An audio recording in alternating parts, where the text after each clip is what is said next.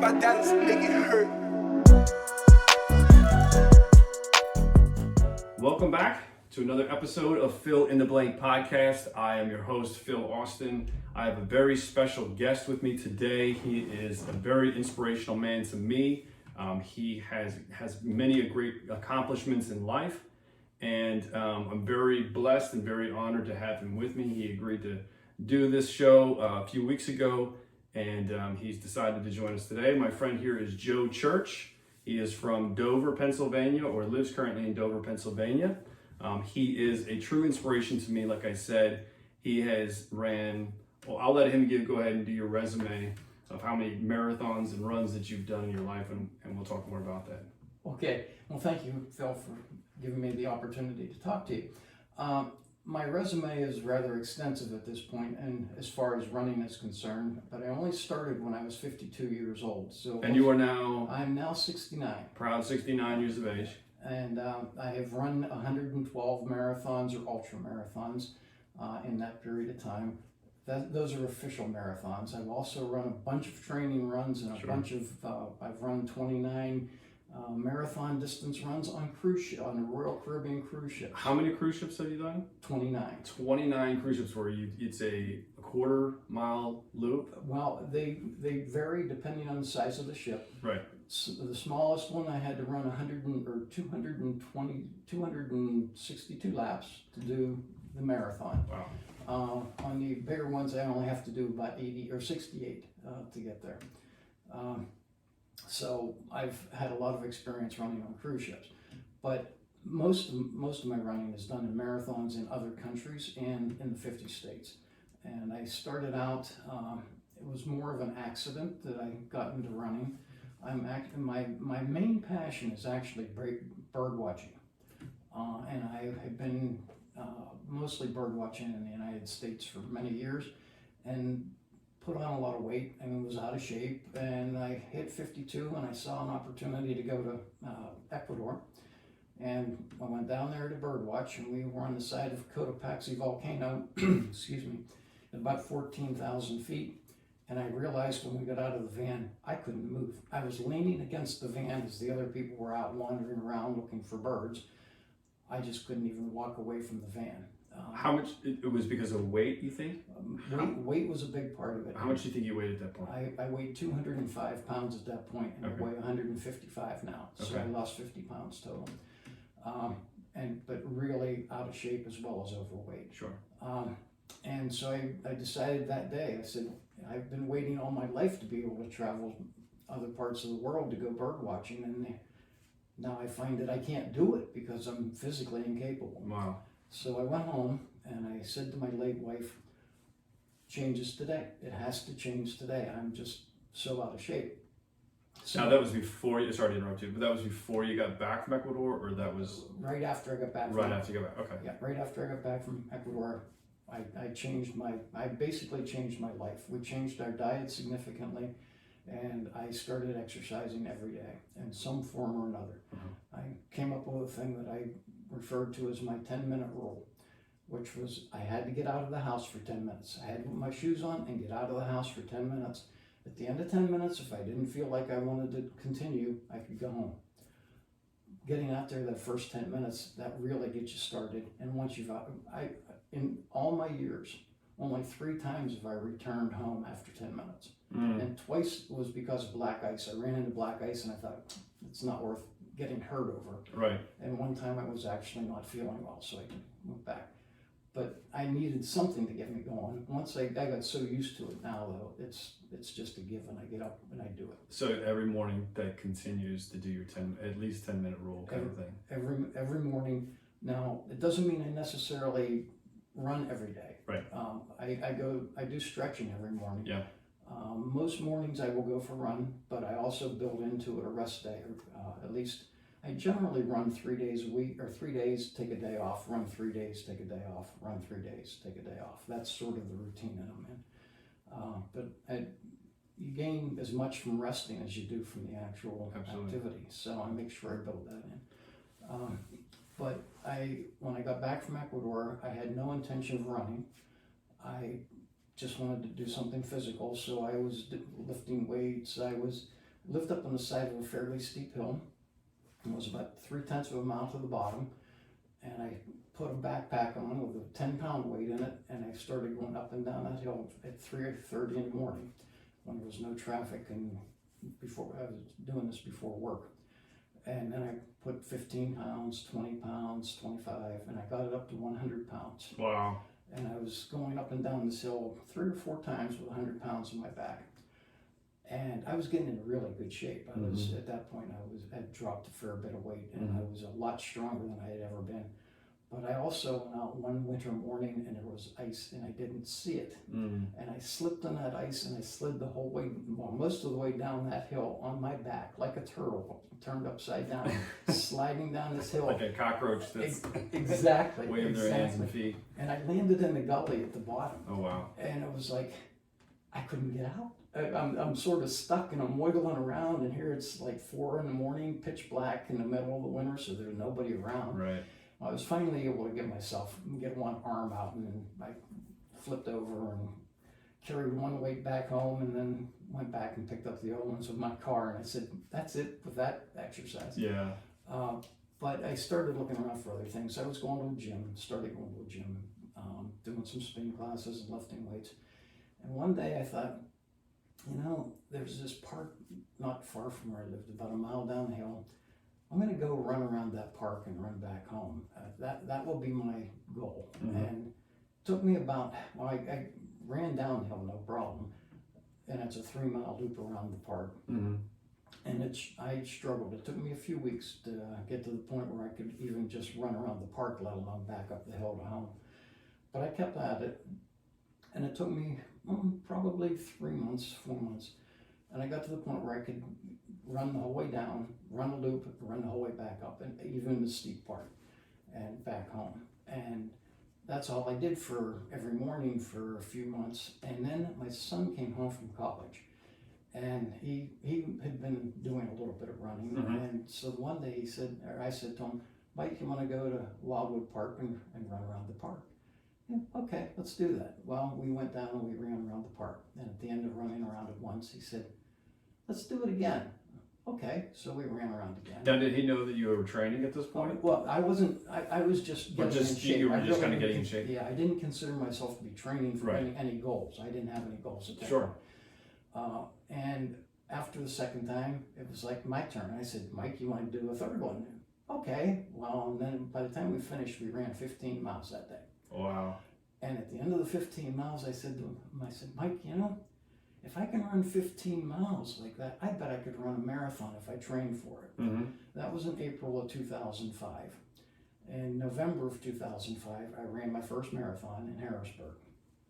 And it wasn't super fast, but and by the way, before I even actually ran it, I had run at least 2 times I ran 26.2 miles. So I knew that I could cover the distance before I actually was going to run it with other people. Right. I didn't want to fail at the end. So I know right where you're at. So I was confident that I could do it. But there was sort of an interesting story that occurred. I'm at the start line, and I'm wearing a pair of sweatpants, just cotton sweatpants and a t-shirt, just a cotton t-shirt, because that's what I ran in, or I ran in the warmer weather, of course, in shorts rather than sweatpants. But I'm standing there and I'm looking around, and this guy who I barely knew, but I did know him, he walks up to me and says, "You're going to run in that?" And I thought, maybe I don't belong here, because I looked around and everybody else was dressed in the latest, running gear and all that stuff. And it's like, maybe I should just go home and call it. And I thought, no, I paid my money. I think I can do this. I'm going to go ahead and run it. And I did, and it was 4 hours and 9 minutes, I think, is what it took me to run the Harrisburg Marathon. So I was happy with that. I didn't know whether that was good or bad, but I was relatively happy with it. Absolutely. So I decided I was going to go out and buy clothes that were more appropriate, apparently, for running marathons than what I was wearing that day. But the following spring, I ran one in Maryland. And that took me about 4 hours and 2 minutes. So it was a little bit faster. And so I thought, I'm going to run one more and then I'm done with the marathons, because this is, you got to train a lot and you got to keep at it. But I want to run one more just to see how well I can do. Well, I ran it, the one in Frederick, Maryland, and I ran it in 3 hours and 43 minutes. And that qualified me for Boston. Nice. And when I qualified, I didn't know I qualified. My wife had taken up some running. In the meantime, she said to me, she said, I think with that time and your age, you actually qualified to run the Boston Marathon. Okay, well, I checked into it, and yes, I had. So it was like, well, I got to run one more marathon. You got to do it. Got to do Boston. If you get Right. the opportunity, Yeah, you got to absolutely. run Boston. So I trained a little more, and in the meantime, I ran a few other marathons because you run it the following April. So I qualified in May. I wasn't going to be running it until April. I wanted to stay in shape in the Sure. meantime, so I ran a couple more, and at the end of in the fall, I ran the Harrisburg one again, and I ran it in 4:06. I took a few minutes off of my previous time, but I thought, okay, it's still a reasonable time. I went and ran the Boston Marathon the following year, 2005, 2007. And when I did, I ran it in 355 or 356, something like that. And I thought, okay, I didn't re-qualify because I had to run under 345 to re-qualify. But I thought, okay, I'm good. But I ran another one. I decided to run another one at that point out in Washington, out in the state of Washington, because my brother lived out there, and they had a marathon out in that area. And I thought, okay, I'll just go run a marathon there. And so I ran one there that qualified me for Boston again. And I thought, oh, gee, now I got to run Boston another time. And I remembered that the first time I ran it, I didn't run it really well. I didn't have a good strategy. I went tearing off in the first couple miles. You're on a downhill run, and it goes for about 2 miles. And that whole time, I just flew. Well, then you start climbing up the hills later on.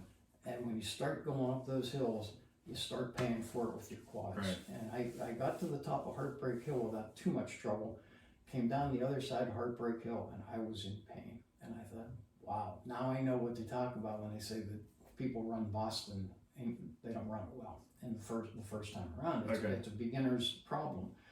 So I figured, now that I'm going to get an opportunity to run it a second time, I will. And I made the decision to run it. I was going to high five every little kid on one side of the road the whole way. That became my goal, was to high five every little kid.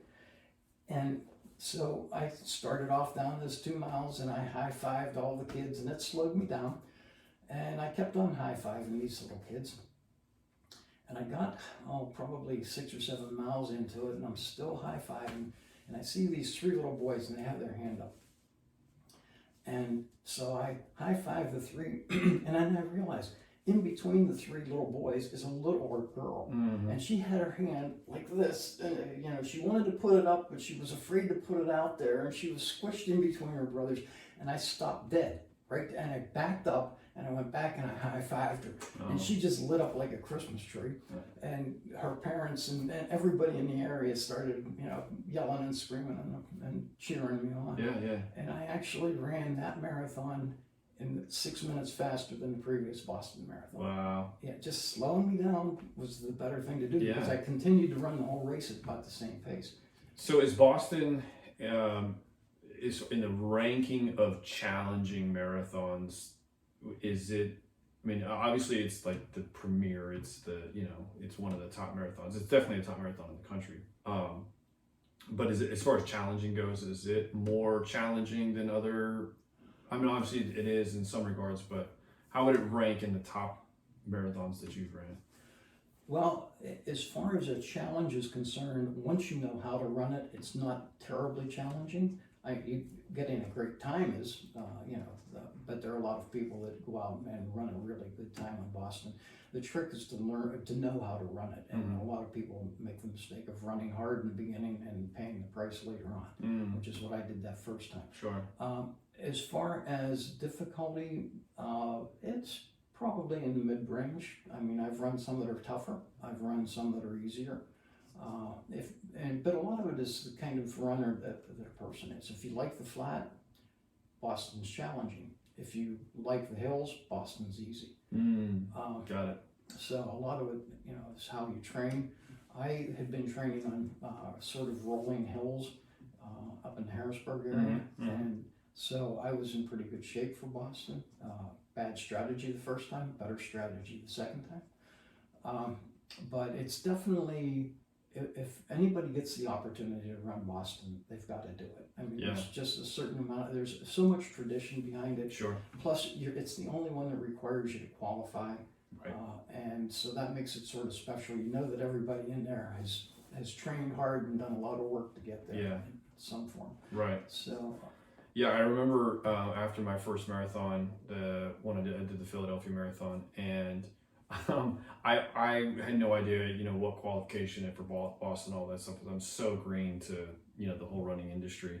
And I remember looking up I just so happened, I was like, let me just see how close I was. And so I looked at my age range at the time, it was like 35 to 40 or 35 to 39 at the time. And the time when I looked at it, and I had done 4:06. So it was 3:45, and I said, "Oh, that's not terrible. I mean, if I shave, 30 seconds here, 45, basically a minute there, I can make that time. That's not terrible at all." And then I looked back up at the top of the page where I was looking, and that was the women's qualifying, and the men's was 3:15. And I was like, nah, not right now. That's not happening. It's like shaving a whole hour off. That's no.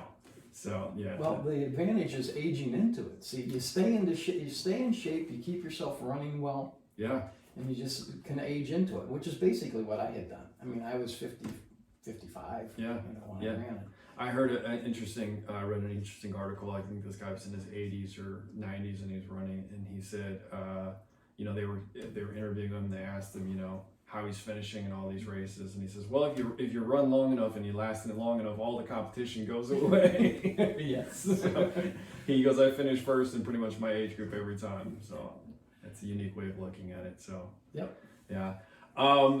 So I mean, like I said, your resume is charts and charts long. It can go on forever, and that's what impressed me. Now we met for a lot of people that don't know who you are, which I've recently learned you're more famous than I thought you were. Well, not that I thought you were, but that I had initially thought that you were after doing some digging through your Facebook stuff. But we met in a very unique situation, not the average encounter. This is true. This is true. Do you want to go ahead and start that off? You can talk about basically your process, then I'll chime in. You mean ending up laying in a cat skin? Yeah. Well, okay. Kind of walk us through how that happened. How all that happened, yeah, right? Okay. In 2017, I had been running 100 milers. I had run a 100-mile race up in Pine Creek, part of Pennsylvania. And that was in September, and then in the end of October, I had gone out to run the Javelin 100 out in Arizona, out in the desert. And I did the 100 miles out there, and you had to do it within 30 hours, and I did it in 29 and a half hours. Nice. The one up in Pine Creek, I actually almost had done it in under 24. I was trying to get under 24, and is that a trail one, or is that? It's on a real trail. It is on a real trail. Yeah. Okay. And which makes it a lot easier than running like the one out in Arizona was basically just running through the desert on trails. Yeah. But the real trail does make it easier. And I came in at 24 hours and 30 minutes, or roughly, on the one in Pine Creek. Right. But I knew that I could do 100 because I had previously done 100 years and years ago. When my wife had passed away, I ran 100 miles on the track. And that was an interesting experience because I had so many people come out and join me in memory of my late wife. Okay. But that was in 2013 that I did that. so back to the Javelina 100, I finished that, and I saw that there was one in Florida, a 100-miler in Florida in January, and I thought, well, okay, maybe I'll run 100 miles in Florida because it sounded like something to do. And so I started training for there. I just kept training basically. Mm-hmm. And I had gone out on December 20th and ran a 30-mile training run. Felt great, got home, everything was fine. Next day was a rest day. I decided to go to the supermarket. I get in my car and I drive over to the supermarket. And I'm sitting in it. I pass out in the parking lot. I had no idea what happened to me. I have no idea how long I was out, but I came to. And I thought, don't feel very good. I don't know what's wrong. But I went into the supermarket and I called my fiance and I said, Marie, I'm feeling pretty bad and I'm at the supermarket. Can you come and get me? And she said, I'll be right there. So she left work and she went and picked me up. I went grocery shopping, by the way. I had bought all the groceries and had them already bagged and was waiting for her. Mm-hmm. So she picks me up and takes me home. We don't live very far from the store, so we got home pretty quickly. And I sat down on the sofa, and while she was starting to put groceries away, and she said, you call your doctor. And I said, okay. So I dialed my doctor's number, and I got put on hold. And while I was on hold, I passed out again. I broke out into this cold sweat, and then within a second of breaking out into the cold sweat, I passed out. Well, Marie saw that I had passed out, and she came running over, and she was looking to see if I was breathing. I wasn't breathing. She was getting ready to pull me off the sofa, hoping to, or expecting to have to do CPR on me. And when she reached out to grab me, I came to again. Mm-hmm. And so she said, I don't know what's going on here, but, call 911. Yeah. So I called 911. The ambulance shows up. They take my blood pressure. They said, your blood pressure is 120 over 68 or something like that. Mm-hmm. And your heart's fine. You're in about, I think I was in the mid-60s somewhere. And they said, so we don't see anything wrong with you. And I said, no, there's something wrong with me because I don't pass out. I've never done that before. Right. And they said, well, if you want us to take you into the hospital. I said, well, I think I do. And they said, okay. So they took me to a memorial hospital. Mm-hmm. And I was there. And I don't know when I was sort of in a daze at that point. So I don't really remember exactly everything that took place in that next hour or so. Mm-hmm. But I know that they were checking me out and they said, we're not seeing anything wrong with you. And they said, do you feel bad anywhere? And I said, yeah, I got a little bit of a weird feeling in my neck. And somebody said, well, maybe it's a carotid artery. Let's do a CAT scan on you. So they sent me up there, sent me to get a CAT scan. And the next thing I remember, I'm in the CAT scan and I remembered that. And I'm coming out of the CAT scan and somebody said to me, we're seeing absolutely nothing wrong with you. And as I sat up, apparently I flatlined. I mean, I'm not exactly sure what the term is, but I passed out again. And at that point, you people jumped in the middle of it. And do what we do best. You brought me back, and they sent me up to the cath lab and did a cath on me, and they told me that I had 90, 80, and 60% blockage. And that since they could do stents, but they couldn't do bypass surgery on me there at Memorial. Right. So they shipped me up to Harrisburg that evening. And when I got up to Harrisburg, they told me that they were going to do bypass surgery on me the following afternoon. And whatever you need to do it. Yeah. Was my attitude. And so they had me in the room. And about 3 o'clock in the morning, I wake up and there are all these people looking at me. And it's like, what's going on here? Because there are like 4 or 5 people standing at the end of my bed. And they said, you just went out again. You had a 4th occurrence. Mm-hmm. We had to bring you around. And they said, and we're going to insert a heart assist pump into you. So they put this device in me that continued to beat for me, even if my heart didn't beat, it did. Right. It was sort of the thing. So they did that, and they said, and we're also moving you up to the first thing in the morning. We're not waiting until tomorrow afternoon. And the surgeon came in, Dr. Warren came in, and they performed surgery for me. And the next thing I remember was people saying, "Hey, you did great." And my first question was, "Will I ever be able to run again?" And I happened to have a guy who was a marathoner on my cardiac team, and he said, "Oh yeah."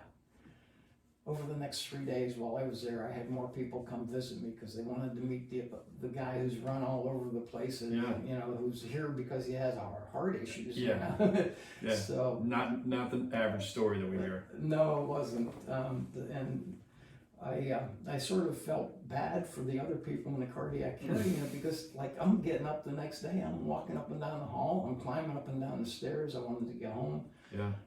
And they let me go as soon as possible. How many days were you in the hospital? I was there 3 days beyond the surgery. Okay. I went home. Okay. So probably like 4 or 5 days for everything that accumulated. Right. Okay. Yeah. And then one of the main reasons why you wanted to get out was because you had plans for. I had plans. Well, I decided I wasn't going to make my 100-miler in Florida because that would have been 2 weeks later, and I was like, no, I'm not going to make that. But I had I had gotten into the Tokyo Marathon, which was not an easy thing to do, and it's one of the 6 majors. And once you're into that level of it, you want to try to do all the majors. And so I was like, that was February 25th was when the Tokyo Marathon was, and that was my 66th birthday. So that was sort of my goal, was to do that. Well, here I'm wondering, am I going to be able to do it? And I talked to my team, and they said, we're not going to say yes, and we're not going to say no. We'll see you in 5 weeks, 5 weeks from the date of the surgery. We'll see you then, and we'll talk about it. And how far out was the Tokyo Marathon at that point? 66 days from the day of surgery. Okay. And I said, okay. But they gave me a list of exercises to do, and they said that I could walk a little bit and build up the walking. They wanted me to avoid getting the deep leg vein thrombosis. DVTs, deep vein thrombosis. Yeah, and so they said, go ahead, walk 4 or 5 times a day for a few minutes, and I had a minute or 2 each day. Well, I did, and I added a minute or 2 every time I could add a minute or 2. I added 2. Yeah.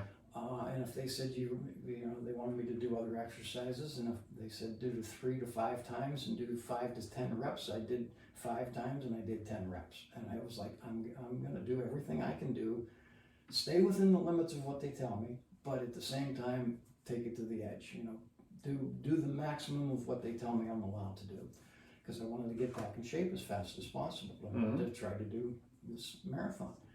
So I go to my 5-week checkup, and the first question that they asked me is, they said, how far did you walk? And I said, 135 miles. And they said, you want to do this marathon, don't you? And I said, I do. And they said, well, you can start running. Nice. They said, we think you're okay. They'd done an x-ray to make sure that I was healing properly and everything like that before they said it was okay. But they said, go ahead. But they required me to talk to a cardiologist, or have my cardiologist agree as well. The cardiologist said, go for it. But his one rule was, he said, if you're out there running and you feel any pain whatsoever in your chest, he said, I don't care whether it's whether you think it's just muscle or whether you think it's inside. He said, you stop immediately and you get medical care. That's the deal. I said, okay. So I ended up going to Tokyo, and there were people there a group that I have run other marathons with, and they saw me, and I said, yeah, I just had 4 sessions of tying, and they said, what? And one of the women was a nurse, and she said, you're kidding. And I said, no, I'm not kidding. And she said, prove it. And she pulled my shirt down to see the scar on my chest, and she said, damn, you did. Wow. Yes, you did, didn't you? Yeah, I did. So they got a little bit concerned. They thought all of a sudden it was like, oh, this guy's going to die on us in the middle of the marathon. Yeah. It's like, don't worry. I've got this under control. I went out and ran the slowest marathon I ever ran. They allowed you 7 hours to run it in. I ran it in 6 hours and 35 minutes. It was the slowest I had done. I've done one slower than that, but since then, but that was a long story. But I finished the Tokyo Marathon, and I was satisfied with getting it done because it took away all of those mental things about, am I ever going to be able to do this again? I now knew that I could do it again. Sure, absolutely. So even though it wasn't fast, it was just getting it done was a great thing for me. Yeah, the accomplishment. Yeah. So a week later, I flew to Bhutan and I ran one at elevation. I ran one at 7,000 feet. And I did it in 35 minutes faster than I did Tokyo. And it was like, I'm back. Nice. Yeah, that's awesome. So within 5 weeks, basically post-op, they asked you how many miles or how much you had walked, and you said, I've walked 135 miles in 5 weeks. And then within, I would say, 4 weeks of that, 4 or 5 weeks of that, you had ran the Tokyo Marathon, not at your best pace, but put the effort in to achieve it. And then a week later, after that, ran another marathon at 7,000 feet of elevation. Right. After having, now let me kind of chime in where I kind of came. And again, like I said, Joe and I met under unique circumstances, but again, he's just amazing person to me since then. So I was on shift, I was on the floor, and Joe's giving me permission to talk about it, so I'm not doing anything there. We basically got the code that, a code was happening in CT, so we all run over, and actually they had, by the time you sat up, you went down, I think they did a few compressions. I think you went into VFib, if I remember correctly, which is, it's a shockable rhythm. I'm not sure, did they tell you got shocked or? They hit me with paddles. Yeah, okay, yeah. I thought that's what we did. Yeah. So you went into VFib and we had paddles on you and we delivered a shock, and then that's when your eyeballs came back into the right place. But then that's when I started learning the story, and I was talking with the nurse, and he's like, yeah, this guy runs like 100 miles and he's doing all this, and I was just like, that doesn't make any sense to me. And they were talking about how you had passed out. And I think that I was initially training at that point, or I was in running, so I was like, I got to talk to this guy. I got to, what's happening, but that's how when I met. And then, what was it? Maybe a year and a half ago, maybe 2 years ago, we met. You had just a small occurrence. That was about a year and a half ago. A year and a half ago, yeah, just something minor that they wanted to kind of keep you for. And I saw your name, and again, I didn't put two and two together, but someone had mentioned something again. I said, I wonder if it's that guy that that had the cardiac arrest, that coded, and then was the ultra runner, and then I was like, they had asked me, I said, I'm gonna take him upstairs. I'm gonna take it, and I think I don't know if I took you up, or I know I came to your room. Yeah, you did. And then that's when we kind of meshed together there, and we started talking more about running and stuff like that. So basically, Joe was a patient. There was a cardiac arrest patient that coded on our floor, and now he's here talking to me, and we're all grateful for that. But just connected through the running, and like I said, if you look at his resume, and it's just not about the resume. It's also about what inspires you to run, and just hearing that just brief story of you had the cardiac arrest and the triumphs that you overcame to be able to run again is just a true testament of what we can endure and what you can endure, and what possesses you to keep pushing yourself. Well, I have to say that right after they said that I could run, those first 2 weeks or so, I went out there, and every morning it was a slog. It was like, do I really want to do this? Mm-hmm. But it was, wait a minute, yes, I do want to do this, even though I'm not enjoying it. I didn't enjoy those first 2 weeks at all. It was a real struggle, and mentally it was also a struggle, because it's like, am I doing myself more harm than good by doing this? Right. Some of those things. Then I went down to visit my brother in Puerto Vallarta. He winters down there. And while I was down there, I was able to run and it was warmer, the weather was better, and I was able to feel a little more confident with the running, and then I was there for about 10 days, and in that 10 days, I got myself running at a fairly decent pace, and that's when I was more confident about going to Tokyo. So do you think that obviously it wasn't so much a physical, you were kind of babying your heart, which is always good, but you were kind of initially sluggish, right? Just to kind of, and you said obviously it was a mental toughness to try to. Yeah, it's you have this thought in the back of your head of, hey, I just went through some traumatic surgery, and is it a stupid thing to do to run? I mean, okay, the doc said it was okay, but do I think it's okay? Sort of thing. And I had to go through that. I was running really slow and intentionally. It wasn't intentional. Let me put it that way. It was my body just wouldn't let me run fast. And then that went on for about 2 weeks. And once I got to Mexico and the weather was warmer, my body said, this is okay. And I was able to run 4, 5, 6 miles. And then I built up from there a little bit. Do you think that you would say it was your body telling you? Did you have struggles just getting out of bed to do that? No, You were definitely motivated to go on. Yeah, I wanted to get my 15 or my 10 minutes in. Yeah. That old rule. I wanted to do that, and I really did want to do the run. But when I would get out there and actually take those first few steps, it was just really difficult. And it's for me, I can tell within the first 10 steps, even on any run, is it going to be a good run or a bad run, a slow run, an enjoyable run? Because those first 10 steps will clue me in. There are a lot of times when those first 10 steps are like, this isn't going to be a fun one, but hey, I'm doing 7 miles today, so I'll go out and do 7 miles. And other times I take those first 10 steps and I think, hey, this is going to be a breeze and it's going to be fun. And yeah, I was supposed to do 7, but maybe I'll do 12 and just run until I feel like going home. Right. So what, changing gears here a little bit, what has been your toughest mental challenge marathon that you've competed in or that you've ran where you've, not so much time-wise, but just, I think just maybe it's the conditions, maybe it's... Okay, I have the story for you. Oh, bring it. This was, it was actually on a cruise ship.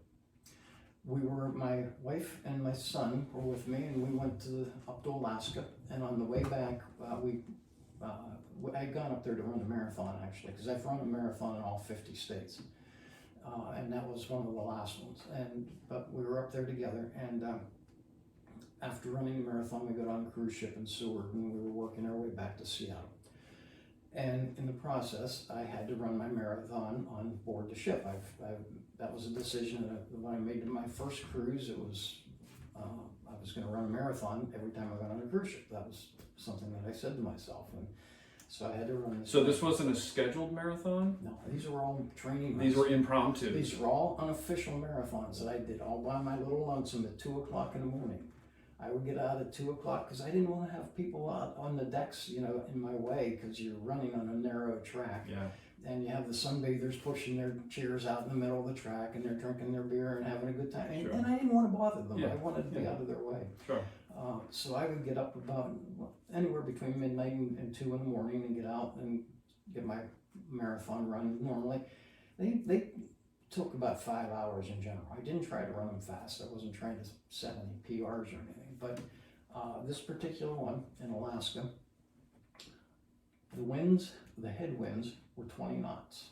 The speed of the ship was roughly 20 knots as well, which meant about 45 mile an hour winds. So I'm running out on the outer deck of the ship. Temperature is about 34 degrees. It's raining and it's sleeting, and I'm running in a t-shirt. I had on longer pants, or running pants, but I'm out there running, and I would run into that wind, and it was blowing so hard that I was almost going slower than a walk, but yet I was still physically running. Mm-hmm. I would get to the bow of the ship and I would turn the corner and the winds would whip me back to the other end. And they hit me so hard that a couple times they knocked me, when I was making the turn, they knocked my ankles together and knocked me over. Oh, wow.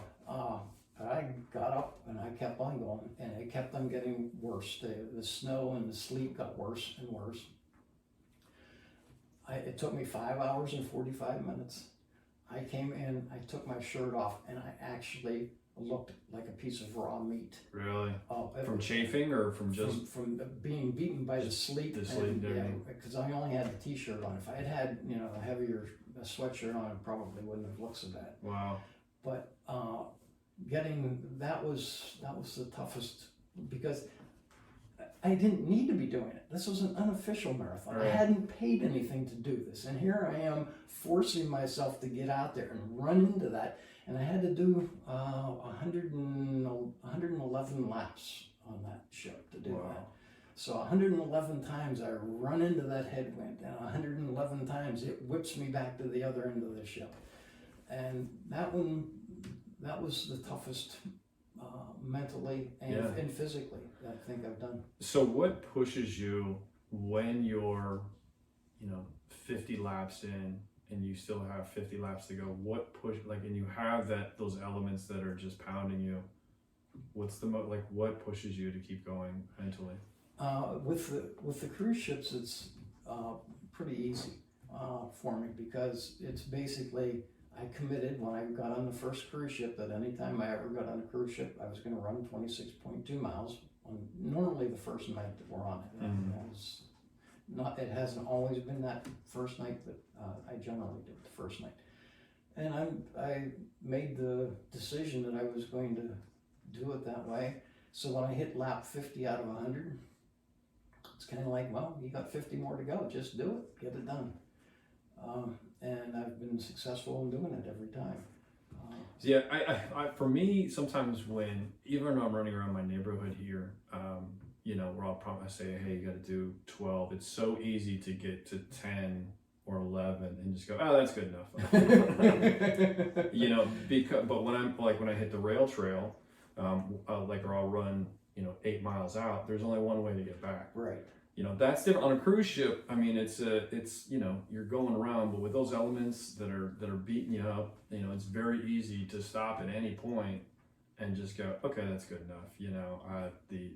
I would normally, there's so many excuses that we can make to quit, because, the winds are terrible. I'm getting beat up. It's literally trying to throw me off the ship. There's so many excuses and things we can come up with to quit, but for me, that kind of thing, the way I look at it when I get into a situation like that is, okay, I'm challenging myself here. Let's accomplish this. Let's do this. If it's an easy marathon and it's not much of a challenge, I actually have a tougher time in some ways mentally. It's kind of like, yeah, this is boring. Why am I doing it? Where if it's challenge in some form, it's like, yeah, okay, test yourself here, Joe. See how far you can take it. See how far you can push it. That's why doing 100 milers sort of was interesting to me. So you kind of feed off of the challenging nature of it. Right. So that the more challenging it is, the more you're kind of motivated to finish what you set to do. Right. And one of the other things for me, and I'm sure that other people do the same thing. Once I ran my first 100 miles on the track, after that, it was like, okay, I know I can run 100 miles. So whenever I get into a marathon and I'm halfway through it, if I start to have any mental thoughts about it, it's like, oh, you can run 100 miles, you can do this. Yeah. And I just sort of write it off with that. Yeah. And I talk to people a lot about that, the people that aren't motivated, people either coworkers or just friends. And, I take that same mentality that you really have to break it down bit by bit. And especially once you've overcame that feat of 100 miles, or for me, when it was smaller, I first started running, I would run 3 miles and that 3 miles killed me, just to do the 3 miles around my house. Right. But then that weekend I had to do 5 or 6 miles. So once I did that 6 miles, I looked back and go, you did 6. Right. So it's that same, obviously yours is a much more elaborate, toughness that goes along with it, but it's that same mentality that you have to kind of, because your body's going to continue to yell at you saying, Right. we don't need to do this. Right. But the way I look at it is every time I go out and do something that's a little different, push myself a little bit, I consider it as putting an arrow in my quiver. And I can use that arrow at any time after that. I can say to myself, hey, you ran yourself to dehydration. I actually went out on a run one time when I dehydrated to the point where my vision went to black and white, which, it's a strange feeling.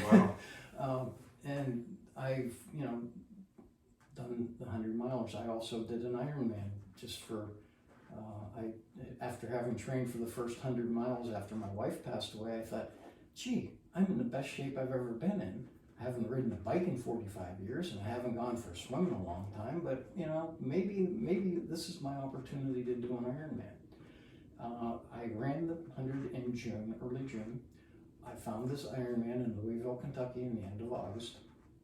I thought, okay, let's see if I can do this. I signed up for it and I bought a bike actually I owned a bike. I'd done a couple short triathlons before.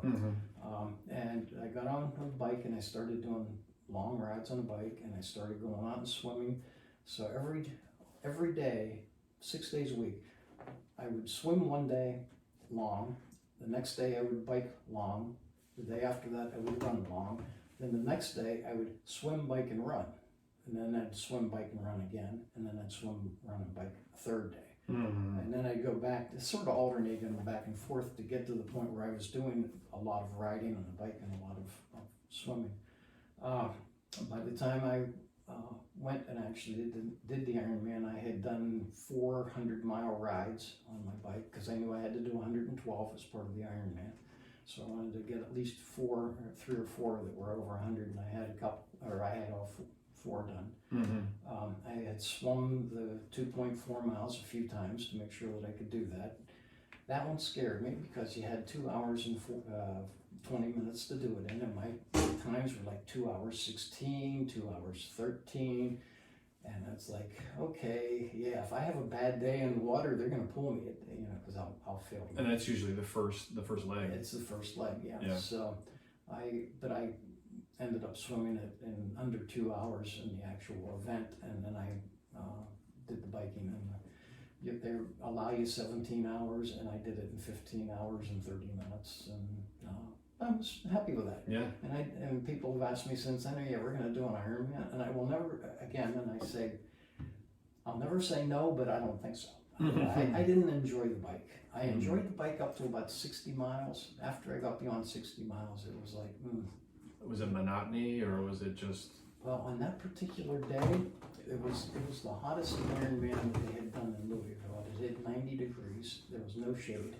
So you were out there I was on that bike for about 7.5, 8 hours, out in the wide open, just sun beating down on me. And like I said, up to about 60 miles, I was okay. After that, it was kind of like, I'm going to finish it. I'm not going to give up, but I'm not having fun. Right. And one of my sort of rules of running is I got to be having fun. You got to enjoy it. Yeah. If I'm not enjoying it, why would I want to do it? Yeah.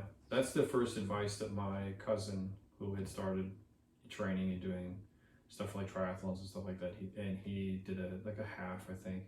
And he said, when I was preparing for my first marathon, he said, just enjoy it. Yeah. Just enjoy the environment, enjoy it. And I did, and it's the most amazing thing. Yeah. Yeah.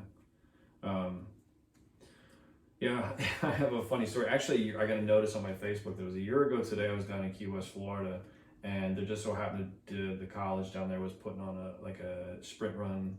It was a swim bike run, or you could do a biathlon, where it's a swim run. Well, I didn't have a bike down there to do it, so I was like, well, I'll do the swim run, And I've swam, but I've never I never really swam in like that kind of environment. Right. Now it was open water, but it was on like a back bay side, so there was no current, there was no wave or anything like that. But it was only 600 yards, and and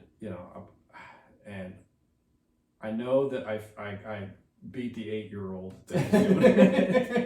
I was in dead last place. I got like the first 50 yards, and I had never trained for any kind of swimming or anything like that. I was just like, I guess I'll give it a go. Only 600 yards, it can't be that terrible. So, so I beat the 8-year-old. I caught up on the run, but I was the last one out of the water as an adult. So, but it was still fun. Have fun, enjoy it, and experience it.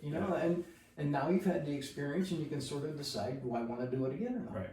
And if you haven't had the experience, how do you know? Yeah, exactly. That's a great mentality to look at it. It's a great way to look at it. So changing gears again, I can't keep up with you as far as all the traveling you do, and you're amazing to me on that, because obviously everybody loves to, well, not everybody, but a lot of people love to travel. I love to travel, and you've kind of incorporated that into your life. Right. It's traveling. Your most recent the recent marathon you did was, you just got back from Egypt. Right. You stayed a couple weeks in Cairo, and what was it was the Egypt marathon? Yeah, it's called the Egyptian Marathon. And it's I spent a few days in Cairo and a few days in Luxor. And the actual marathon is in Luxor.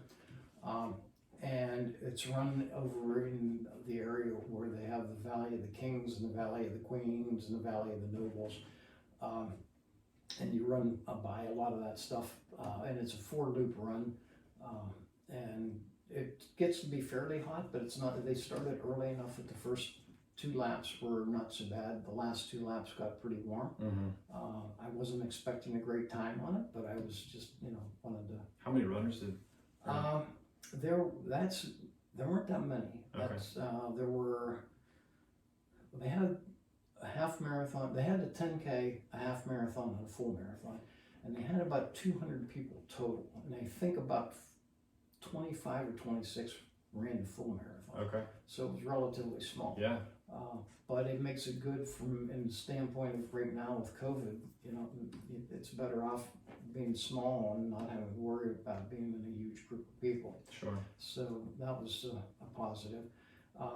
And it was an okay marathon. I would suggest that if people were going to go to Egypt, they go to see the pyramids in Luxor rather than go for the marathon. But if you happen to be there when they're having a marathon, great, do it. Yeah, absolutely. I would, if I was there at that time of year again, I would certainly do the marathon. I don't know that I would put it high on my bucket list as marathons to do, but I did want to get to Egypt, and I saw an opportunity to do a marathon, so I matched them up. Now, was it something special about the race? Was it called like you went by some of the sites? Yes. Was it like the Pharaoh's Passage or something like that? Was it called, or? They actually have 2 races.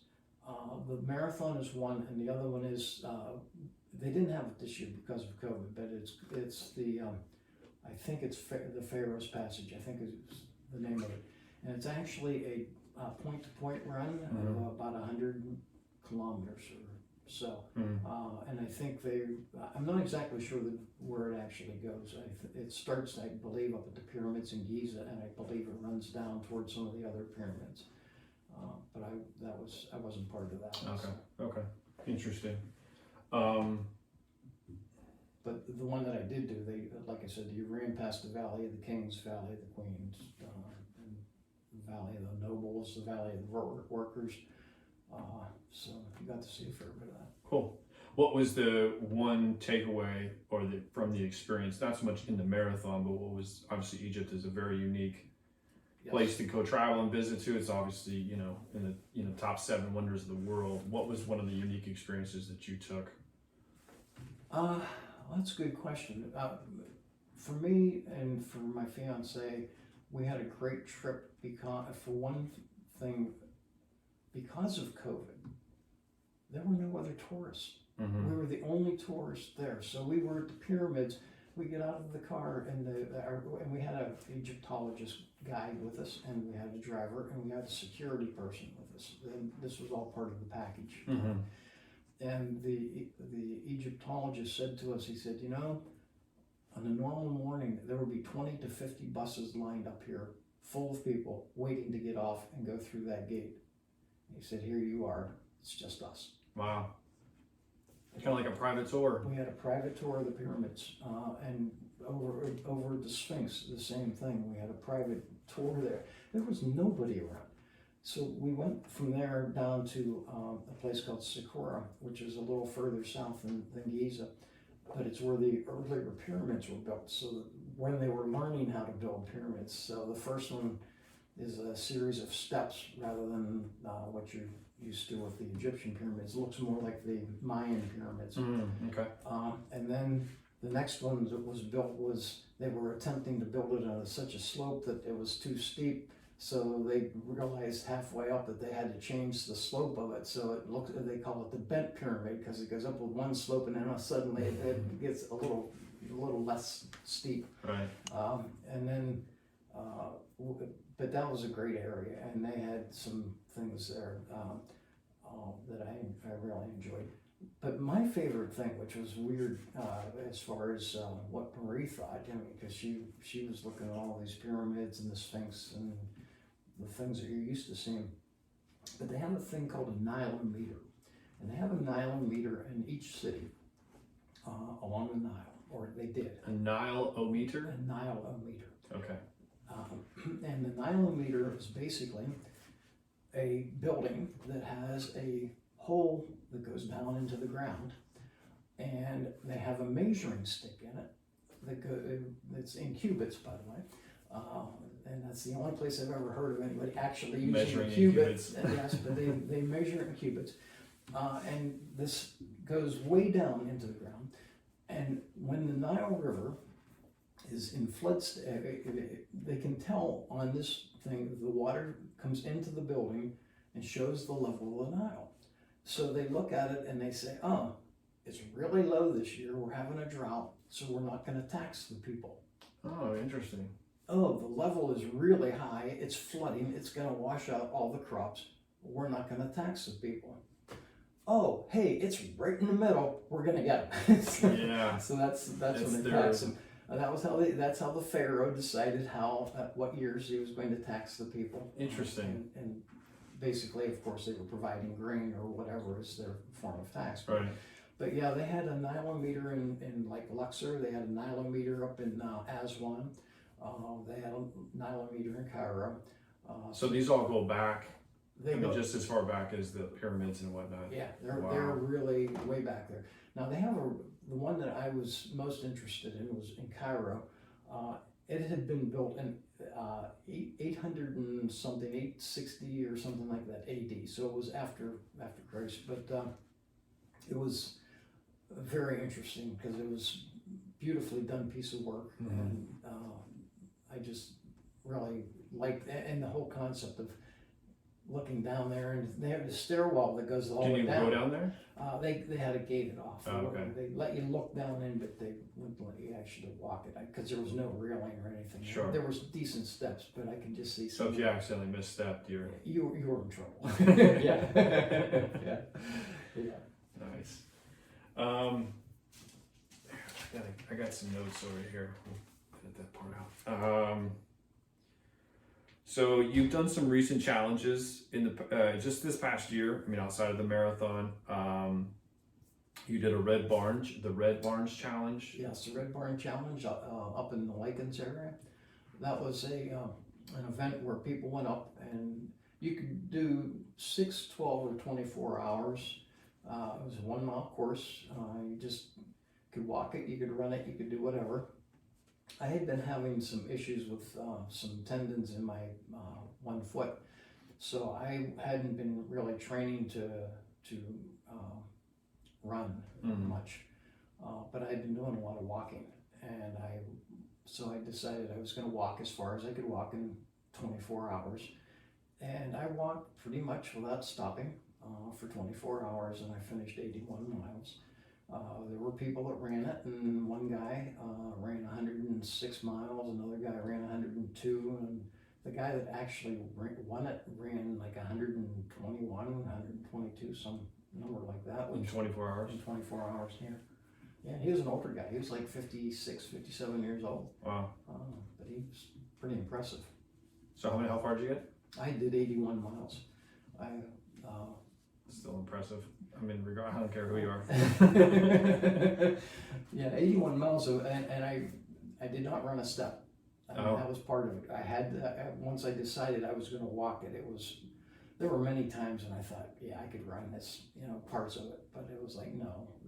My challenge in my own head was see how far I could walk in 24. And that's held in Lichens, you said? Yeah, up in Lichens area. Okay. There's a family that has a red barn, and they do some other sorts of events like weddings and stuff like that. Okay. But they have through their fields they've cut a path. It's sort of zigzags back and forth, and it's so it's more like a footpath. It's not paved. Or... no, this is trail. Yeah. Okay. Yeah, and there's a fair bit of up and down sort of stuff on it. So it wasn't an easy mile. But it was fun. In fact, of all of the events that I've attended, that's probably the most fun I had with an event, because you were seeing, you were going past the people. They have an aid station at the beginning, so every mile you could grab some peanuts or some candy or a drink or something, and I made sure every mile I did.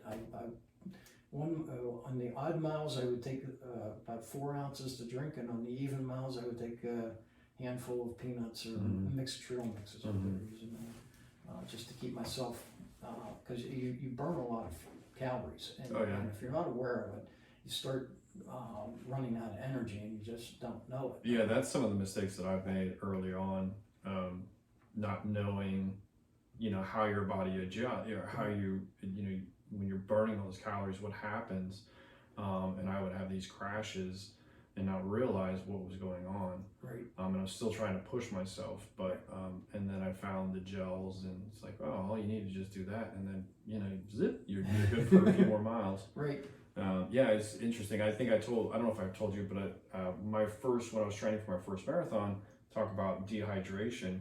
I grew up in the desert. I know when I'm dehydrated. Being out here on the East Coast and with the humidity, never occurs like the way that I used to go through, or what we have it on the, when I'm in Vegas. And I ran my first 20 miles on the rail trail, 10 miles out, 10 miles back. Well, I didn't take any water with me. I hadn't trained with water at all, in any of my runs, for the most part, unless it was a hot, humid day, I would put some water bottles, in my neighborhood, and I would just kind of stop and grab a quick swig. Right. But this one, it was a cooler day, and so I ran, did my 10 miles out, and I got to about mile 15, and I was just like, water. That's all, just like, and then it just started doing that mental toughness where you just start breaking it down. Okay, 4 more miles of water, 3 more miles of water, and that was my only drive to get back, because but I didn't take any water with me on that 20-mile run, which I've learned not to do, but still, I just don't know anybody. Yeah. After my heart surgery, I learned that I had to hydrate much more quickly than I had ever before. And it's taken me a while now. This past winter, I've been able to run about 8 miles without drinking it. But I had run half marathons without drinking before, and didn't think too much of it. Yeah. And so when after the surgery, it was like, why am I at 2 and 3 miles? I was really sort of feeling worn. And so I started drinking either water or Gatorade, something like that. And I found that was, I was in the early stages of dehydration, even at the first few miles. So I sort of had to rebuild that. And now like I said, I'm up to about 8 miles in the cooler weather. Once the hot weather hits, I'll be back down probably 3 or 4 mile range. But you learn a lot about your body in the process of doing these kinds of things. I can remember that in the Philadelphia Marathon, again, I didn't, I learned to stay hydrated. Or I think someone told me, said, make sure you stay ahead of your the hydration. You want to stay ahead of it. So I took that, and I took a couple swigs of water, at different spots. And I think I remember was it on the Philadelphia Mile. You go up through Manayuk. You go up to that long, Right. and then you come back down, Right. and that's where a lot of people are handing out stuff. And Right. they had oranges, and I took a bite of the orange, and I was like, "This is the best tasting orange Oh yeah. I had ever," because I hadn't taken any kind of anything oral other than water at that point. And then afterwards, I was just so hungry. I just remember being. So my wife got me a couple of hot dogs that they had there, and it was the best hot dog I ever had in my life. That happens. For me, I have one of three things at the end of a marathon or any really long distance. I'll either want pizza, I want a hamburger, or I want sleep. No food, just a nap. And it's a given. It's going to be one of those three things. Right. I'm not sure which one it's going to be in like at mile 24. Yeah, exactly.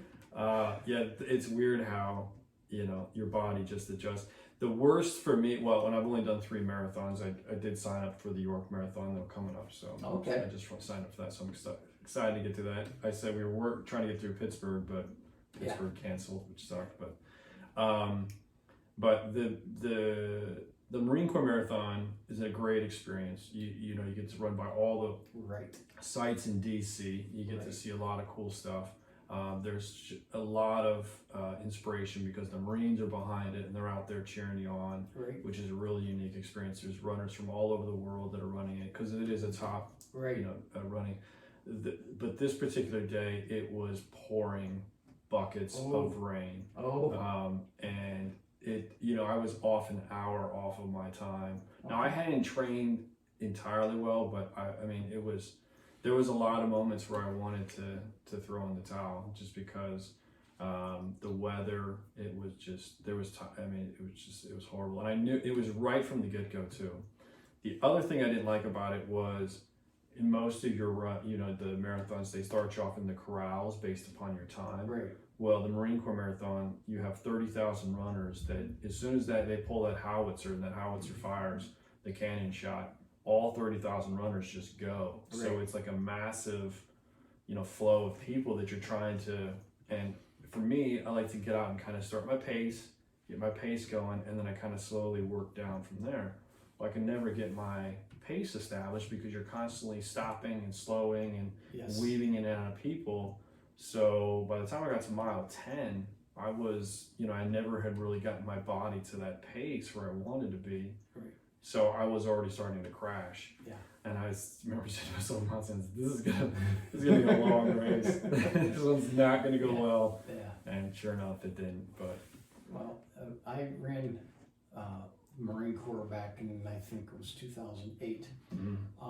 And I agree with you that you're running past all the monuments and all that stuff. Personally, when people ask me, what's your favorite marathon? I get that question a lot. I don't have a particular favorite, but I do have certain ways of looking at it. Like the most beautiful one I ever ran was in Antarctica. The most interesting or the most traditional one would be Boston. But my favorite as far as the emotional was definitely the Marine Corps. That is really cool because they post a lot of the fallen soldiers that that you get to run past and remember, and just the whole thing is just unique. And actually, I think they were either Australians or Brits, but these guys they were, I don't know if they probably weren't special forces, but they were a unit of guys in their full tactical gear, boots and all, a bunch of young guys, and they were running it together, which was really special. And they were being very encouraging to every runner around them, just kind of encouraging them and stuff like that. And here these guys are, and with their full packs and everything. So it's a unique, it really is a special one. It is. So it really is. The only, like I said, it was just hard just getting it started because everybody was still trying to get off the buses and get off the trains. And then, a lot of people were, the race had already started and people are still trying to get through the gates to get out there. So, and the weather, I don't know, it was a tough one. I was lucky enough to go on a nicer weather, and there were only about 11,000 runners when I ran it. So it wasn't as big and as difficult to do. One of the other interesting stories out of that one, my wife at that time decided to run the 10K. So she ran the 10K, but no, my wife was a slow runner. She, in fact, had never been very physical about things until after she developed breast cancer, and had taken up running as part of her rehabilitation, so to speak. And she made it through the 10K, and she gets to the very end where you look at that hill up to the Iwo Jima monument. Yeah. And she's like stopped and looked at that, and it's like, oh no, I got to climb that hill up to that mountain. And she said, this Marine standing there, and he said, don't stop now, lady. She made it. Nice. Just that little bit of encouragement. Yep. You've mentioned a lot in our conversation about your past wife, which she passed about 8 years ago, I think you said. Yeah. Okay. She left you with a couple of unique messages that I saw you post. Just a couple of towards her end that she gave you. Right. Can you just express? Yeah. The two things that she said to me. One was, don't let life happen to you. Make life happen. And the other thing that she said was, be kind. I love that. Yeah, I love the don't let the yeah. If you want to take a minute, go ahead. No, I'm good. Okay, all right. Yep. The first part of that, though, how have you absorbed that? About making life happen. Yeah. You're here. I'm here, and I'm always on the move. Yeah. I'm always doing something. With COVID getting in the way a little bit, I've still traveled to Ghana, I've traveled to Egypt, I've traveled to Mexico. Those are all just this year in 2021, by the way. December, January, and February. Yeah. And I've got other trips already planned. I have just been doing things to enjoy life and get out there, and as she said, make it happen. It's been a little tougher with COVID because it gets in the way of doing things. Absolutely. I've had several trips that got canceled on me. But that doesn't mean you have to sit. You can get out. When we were first learning about the requirements of COVID, the social distancing and wearing the mask and all that stuff, and people were saying, well, you got to stay home. And they were interpreting it as, I've got to stay in the house. But I remember Dr. Fauci saying, no, I go out and exercise. You can go out and exercise. That's okay. You just need to stay away from people while you're doing it. And it's like, okay, I have the freedom to go out. So I decided that last year was going to be a big year of running, and went from, I normally average about 1,800 miles a year. I ran 3,600 miles last year. It's almost 100 miles a day. Well, yeah, 10 miles a day. 10 miles a day. Oh, am I? Okay. Yeah, sorry. No, it's okay. But about 10 miles a day every day. And I went out and I walked the Allegheny Passage, which is from Cumberland, Maryland to Pittsburgh. And that was strictly a walk. It's 150 miles, 151.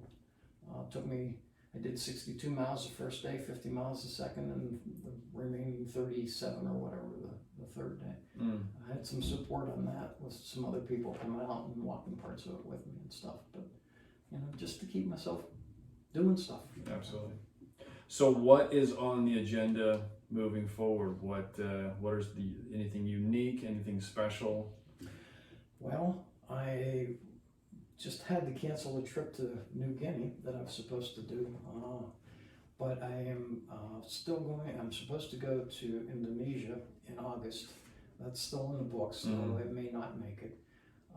And then I'm supposed to run a marathon in Bali. I'm also supposed to run one in Aruba. The one in Aruba is actually in June, so that would be the next thing I would be doing. Okay. And then the trip to Indonesia, and the marathon in Bali would be in August if that happens, end of August if that happens. And then from there, I have a couple other trips planned. other parts, but I've already got 3 trips planned for 2022. So the Solomon Islands, Micronesia, a few other places. Those are almost all based on bird watching. Okay, But that's right. I figure a way of building in a marathon if I can. Like the Bali, the trip to Indonesia is really a bird watching trip for 24 days, but it lines up with the Bali Marathon if they have it. So Right. I'll try to 2 birds, 1 stone. No pun intended. Exactly.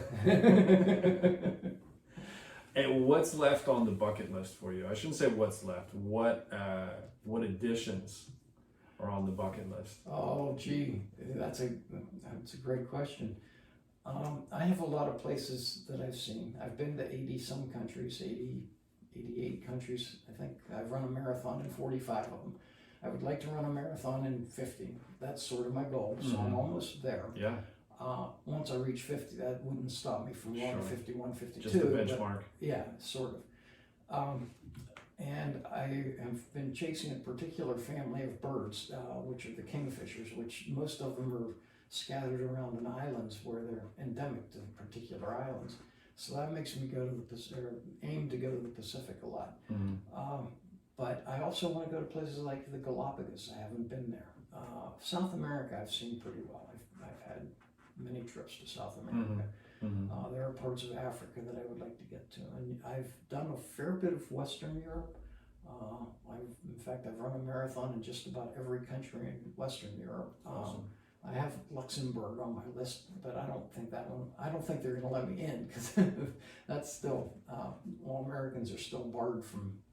Oh, really? From Europe, yeah. Oh, wow. Yeah, until we get our COVID numbers down to a certain number. They're locked out. Yeah, we're locked out. Now that may change once once there are more people vaccinated. I think they'll change that. So I'm looking forward to getting my second shot because that might open a few doors for me right absolutely. now. I got both mine, and I just want to hold up my card everywhere I go. You know, so it's like I don't want to wear a mask anymore. Just look at the card. Yeah. Wow. Yeah. That's good stuff. I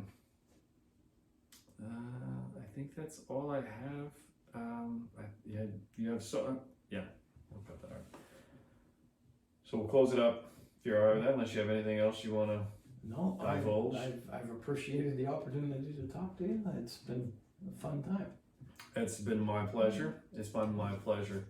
So I have Joe Church here, who has done countless marathons, ultra marathons, cruise marathons, which are those at sea I'm taking? You're at sea when you're on those? I'm at sea except for one, and this is sort of a special one. Okay. It was an accidental one. I got on board a ship in Montreal that was moving. They were doing a transition to Florida. And so this was supposed to go down through Newfoundland and stop in a few places along the way. But the weather was so bad that they closed the decks down, so they wouldn't let me run. And they wouldn't let me run, and they wouldn't let me run. And we missed porting at St. John's in Newfoundland. And, we were supposed to port at Bar Harbor, we missed that. So they finally decided we're going to port in Boston. So they pulled the ship in Boston. Well, I had run the Boston Marathon at that point 3 times. I'd already done it 3 times. And I had been to Boston other times, so I had seen Boston. So it wasn't like I was really excited about getting off the ship and going and touring Boston. So I thought, well, here's my opportunity to run the marathon on deck of the ship while everybody else is off viewing Boston. So I'm the only person that I am aware of that has run a Boston Marathon on the water as well as one in Boston. That's awesome. But, in the harbor and on the land. Yes. That's amazing. We'll have to come up with something for that. Oh, that's awesome. So once again, I have Joe Church here. It's been an amazing interview with you. I'm very honored that you accepted my invitation. He has run, like I said, countless marathons. He's run in all 50 states. He has run he's run in 45 countries, and that's going to be even higher here soon. Again, the ship marathons that he's also ran. So it's not so much of all about the running. He's just a unique individual. He has a great story to tell as well about his health that he's gone through, which is again how we met. But I'm very grateful, and he's a true inspiration to me on what I'm trying to achieve and through my running and just in life in general. So thank you so much for joining us. Again, this is Fill in the Blank podcast that you've been listening to. You can find me on Twitter. You can find me on Facebook on Fill in the Blank podcast. You can go to my website. We're going to be having some more great interviews coming up here soon in the near future, so stay tuned to listen. If you have any questions, you want to have any questions for Joe, he's on Facebook as well. I will definitely include those in some of our links that you can get in touch with him if you have any questions for him, if he's okay with that. But we have a lot of, but feel free to reach out to me if you have any questions, if you want to chat. We'd love to chat and just kind of be more inspiring, inspirational. So thanks so much again, Joe. I appreciate it. And thank you again all for listening, and we'll talk to you soon. These my dollars make it hurt.